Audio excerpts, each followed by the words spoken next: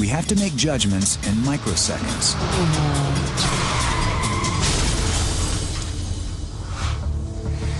In the U.S. alone, nearly 40,000 people die every year in car crashes. New technology will change that.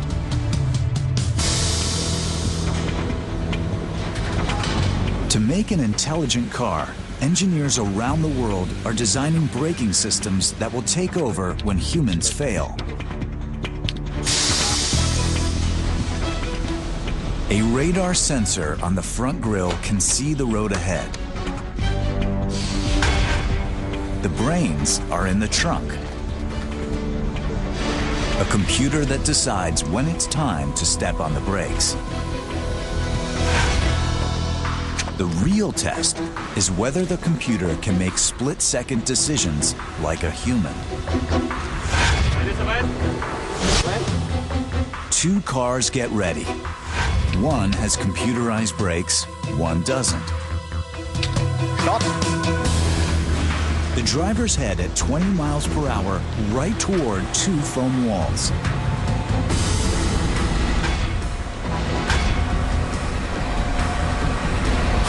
Radar senses the obstacle ahead and measures the distance. Then, just yards from a collision, the automatic braking system kicks in, avoiding a crash. Now, automotive engineers want to take the system to the next level by teaching it to predict the driver's behavior. Die nächste links. If a computer can anticipate drowsiness or distraction, it can override a driver in time to avert an accident. In a simulator, researchers analyze the driver's every movement. Cameras track which way he looks and the frequency of blinks.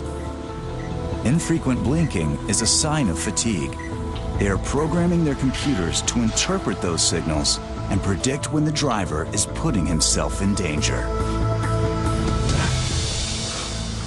Other researchers are taking the driver's hands off the wheel. Robotic cars do all the driving.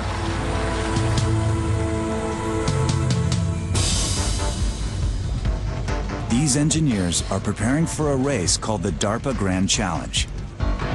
Their cars have tens of thousands of lines of computer code, and the teams have been staying up late putting the finishing touches on them. Well, for me, since I wrote the software, the biggest fear for me is that something I wrote dies for a silly reason. That is my biggest nightmare.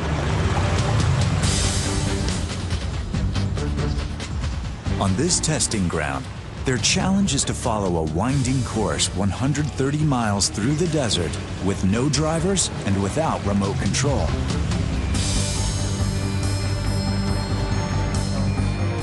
How does a robotic car work? The key is called LiDAR,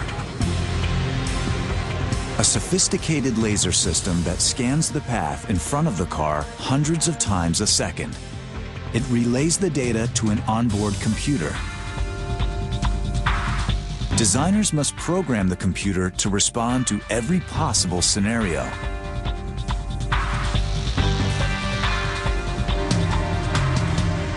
Here, the sensors pick up an obstacle.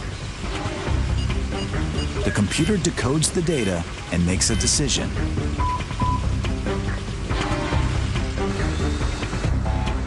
Then, a GPS system puts the vehicle back on track.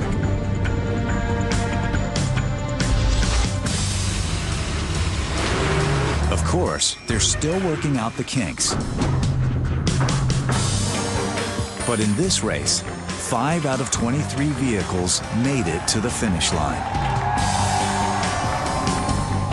They've blazed the trail for robotic cars. I really think that in the future we could easily have some cars and trucks where the humans don't have to make any decisions, where that all of the human errors and everything like that that causes problems can be avoided. And I think we can get there in 50 years.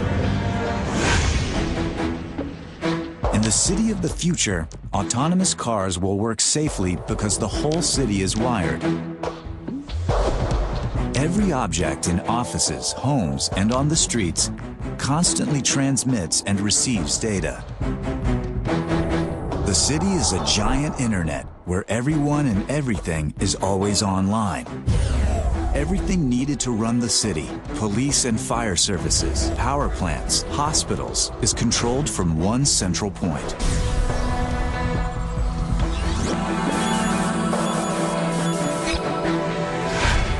The house of the future will be part of the same system, wired wall to wall. As soon as you come home, it automatically adjusts lights and temperature to your preferences.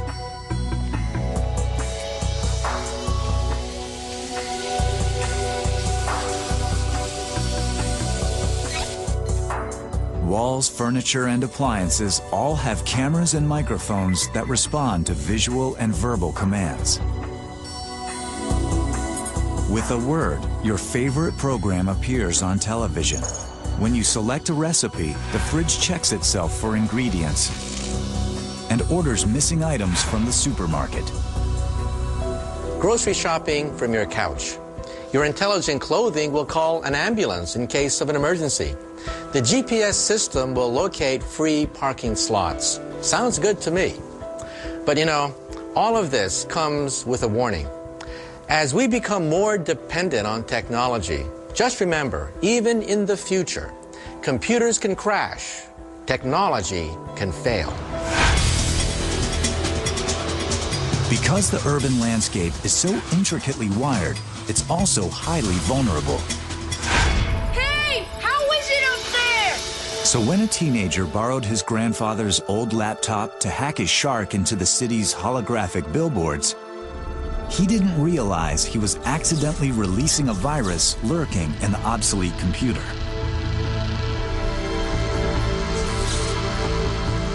This modern city no longer has defenses against such an ancient enemy. It's not just computers that are affected, the whole city network begins to crash.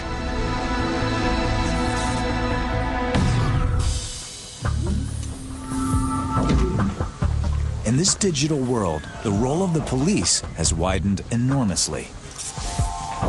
Georgina Gator. In 2057, they will patrol a new beat, cyberspace. You need to have a look at this. Train stopped moving 20 minutes ago. 2 minutes ago, this happened. A traffic jam. Last time I saw something like that was 20 years ago. I'm looking for the Senior Commissioner for Critical Infrastructures. That's me, Georgina Gator. What can I do for you? Data Security, CityCom. I would have called, but all our lines are crashing. It's a virus in the central CityCom system. Bring up the city on your display. This thing is the problem? Well, kind of. It's attached to a virus, which is scanning the entire city for displays and holograms for the shark to invade. There are millions of them, so it's clogging the whole network. We don't know who the hacker is, but we know how he got in. How? He got access via the internal system of the police department. But how is that possible? In the name of Georgina Gator.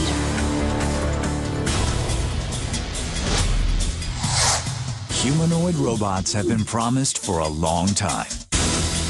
Where do they stand now, and where are they going? Teddy bear.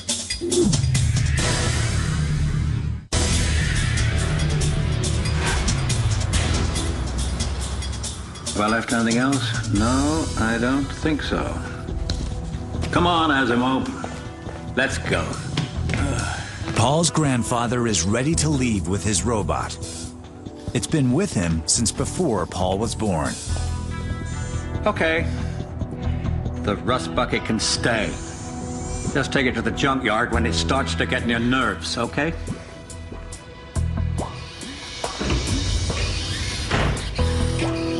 For years, Hollywood has led us to believe that smart humanoid robots are just around the corner. Well, maybe it's time for a reality check. Today, after decades of hard work, robots can barely walk across the room with